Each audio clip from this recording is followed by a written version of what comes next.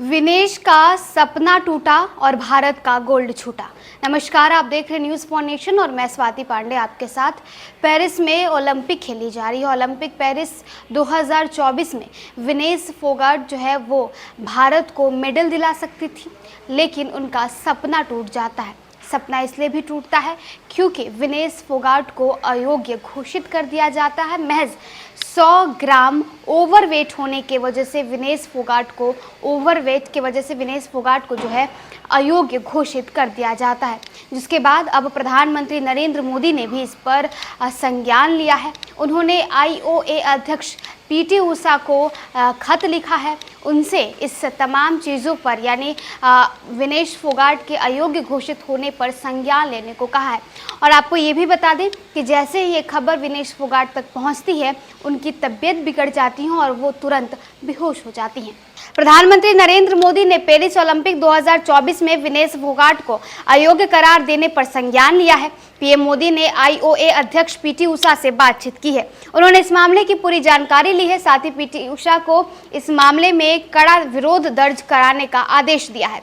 PM ने कहा है कि कड़ा विरोध दर्ज कराया जाए। वहीं भारतीय पहलवान विनेश फोगाट के पेरिस ओलंपिक 2024 से अयोग्य घोषित होने पर प्रधानमंत्री नरेंद्र मोदी ने दुख भी जताया है। साथ ही उन्होंने विनेश को प्रोत्साहित किया है। उन्होंने ट्वीट कर कहा है, विनेश आप चैंपियनों में चैंपियन हैं। आप भारत का गौरव हैं और प्रत्येक भारतीय के लिए प्रेरणा है। आज भी असफलता दुख देती है।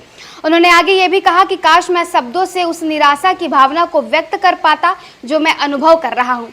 साथ ही मुझे पता है कि आप लचीलेपन की प्रतिमूर्ति हैं।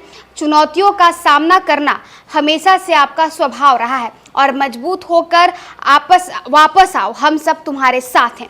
बता दें कि विनेश फोगाट ने एक दिन में 3 मुकाबले जीतकर फाइनल में जगह बनाई थी। अब उनका मुकाबला फाइनल में होना था, लेकिन उससे पहले ही उन्हें बड़ा झटका लगा। दरअसल विनेश फोगाट एक प्रमुख भारतीय पहलवान हैं जो महिला पहलवानी में अपनी उत्कृष्टता के लिए प्रसिद्ध हैं।